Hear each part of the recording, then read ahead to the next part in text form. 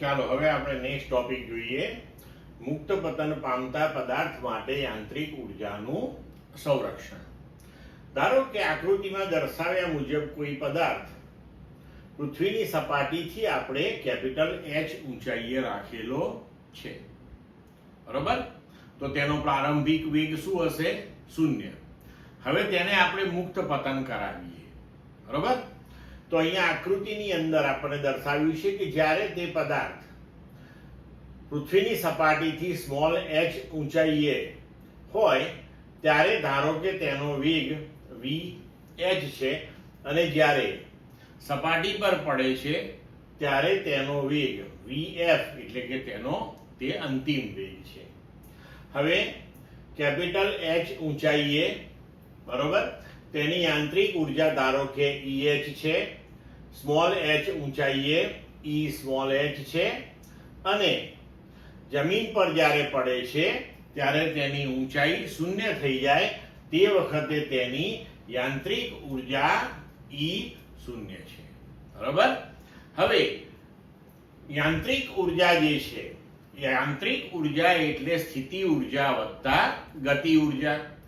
તો capital H ઊંચાઈએ જો આપણે યાંત્રિક ઉર્જાનું સમીકરણ તૈયાર કરીએ તો આપણે લખી શકીએ કે કેપિટલ H ઊંચાઈએ સ્થિતિ ઉર્જા mgh પ્લસ ગતિ ઉર્જા આપણે લખીએ તો હાફ mv². પણ મહત્તમ ઊંચાઈએથી આપણે તેને મુક્ત પતન કરાવીએ છીએ, મતલબ કે એનો વેગ શું હતો? ત્યાં 0 હતો. તો પછી આપણે લખી શકીએ કે EH બરાબર mgh, બરોબર છે? હવે જ્યારે આ પદાર્થ એ સ્મોલ h ઊંચાઈએ રહેલા સ્થાન પાસેથી પસાર થતો હોય ત્યારે તેનો વેગ જો v સ્મોલ h હોય તો આપણે તે સ્થાન માટે કુલ ઉર્જાનું સૂત્ર લખી શકીએ EH બરાબર સ્થિતિ ઉર્જા mg small h plus half mvh².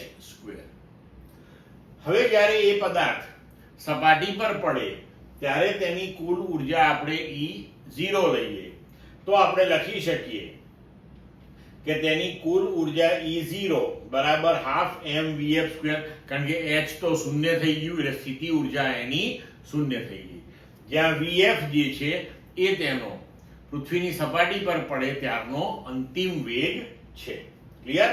હવે આપણે જે યાંત્રિક ઉર્જાના સમીકરણો અહીંયા આગળ 3 તૈયાર કર્યા, એક EH બરાબર mgh, બીજું E સ્મોલ h બરાબર mg small h plus half mvh², અને ત્રીજું E0 બરાબર હાફ mvf².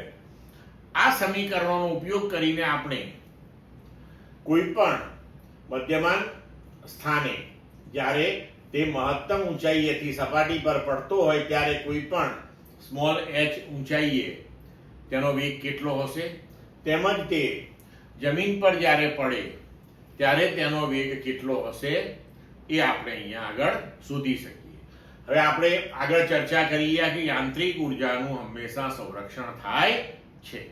તો હવે આપણે પહેલા EH બરાબર E0 લઈ લઈએ, એટલે કે મહત્તમ ઊંચાઈએ તેની કુલ ઉર્જા અને પૃથ્વીની સપાટી પર તેની કુલ ઉર્જા એ સમાન રહેવાની છે. હવે EH અને E0 ના સમીકરણો લખીએ તો mg કેપિટલ H બરાબર હાફ mvf², બંને બાજુએથી m કેન્સલ થઈ જશે. vf ને આપણે સૂત્રનો કરતા બનાવીએ તો √2g કેપિટલ H, બરોબર છે? હવે તેવી જ રીતે જો આપણે E કેપિટલ H અને E સ્મોલ h એને સરખાવી દઈએ કોઈ પણ સ્થાને, કુલ ઉર્જા તો અચળ રહેવાની છે, સમાન રહેવાની છે, બરોબર છે? તો હવે અહીંયા આપણે E કેપિટલ H અને E સ્મોલ h ના સૂત્રો ગોઠવી દઈએ તો mg કેપિટલ H બરાબર mg સ્મોલ h વત્તા હાફ mvh². બંને સાઈડથી આપણે m કેન્સલ કરી દઈએ. આ પહેલું પદ જે છે એને ડાબી બાજુએ લઈ લઈએ અને g કોમન લઈએ તો g into capital H minus small h બરાબર હાફ vh².